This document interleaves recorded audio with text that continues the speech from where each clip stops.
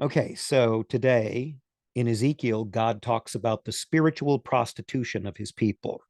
And other prophets will pick up on this, not just Ezekiel. God uses other prophets to accuse the people of Israel of this spiritual adultery, as we will read later in this semester. Now, this stuff is pretty bold. You wouldn't think you'd read this in the Bible, and you wouldn't think it would come from the mouth of God, but it does. And it does for a reason, because God isn't just addressing the Jews in Ezekiel chapter 16. He's addressing all of humanity that he invites to become his people, including us. He says, you were born and abandoned. You weren't even washed. You were naked on the roadside as an adolescent, and I gave you garments. I covered your nakedness. I cared for you. I became your protector. I became your savior. And what did you do? How did you respond? You took these garments and you used them to dress up the high places, which would be these places on the hills where the false gods were worshipped, both by the Israelites and by others. And so you took the very garments I gave you. Now you've got to remember this is all symbolic. He's not criticizing the Jews merely for prostitution. He's not, or you say literally for prostitution. He's talking about a kind of metaphoric, symbolic, spiritual prostitution. He's not saying they literally did these things. What they did was worse. What they did was worse than prostitution, because he clothed them, which somehow means he cared for them. He gave them virtues. He gave them graces. He covered them with his mantle. And they took his mantle and his graces and his gifts, and they used them to deck these abominable altars on the high places to the false gods. Not only that, he says, you actually, well, we'll take a look at it and I'll explain it to you, and hopefully I can do it in a way that won't be a little too graphic. You also took the fine jewelry I gave you, the jewelry made of my gold and silver, and you made for yourself male idols and engaged in prostitution with them. You took the garments and you made them into banners and dressings for your high altars to the false gods, and you took the jewelry and you turned the very treasure that I gave you into idols of male gods, which probably means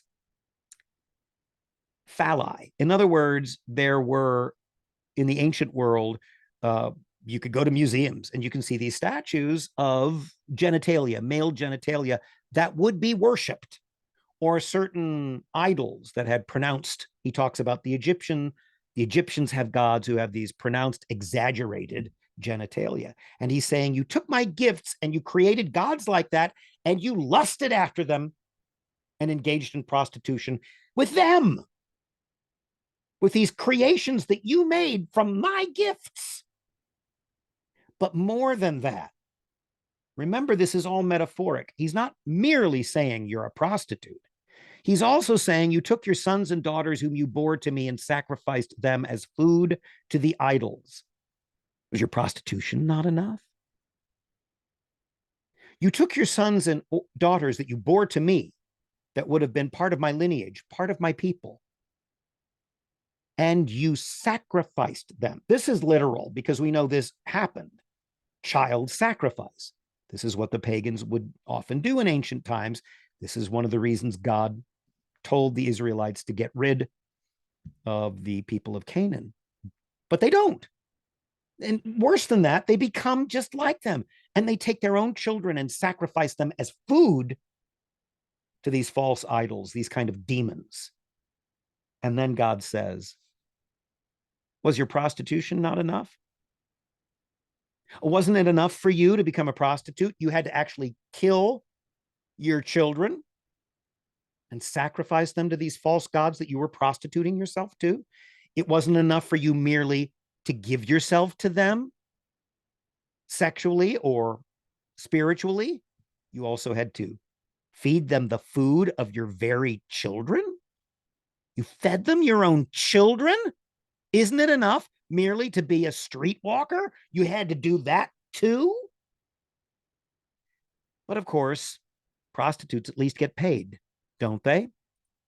Well, when you built your mounds at every street corner and made your lofty shrines in every public square, you were unlike a prostitute because you scorned payment.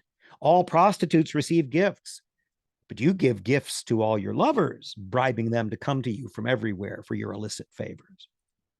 Some prostitute you are. You're paying your clients.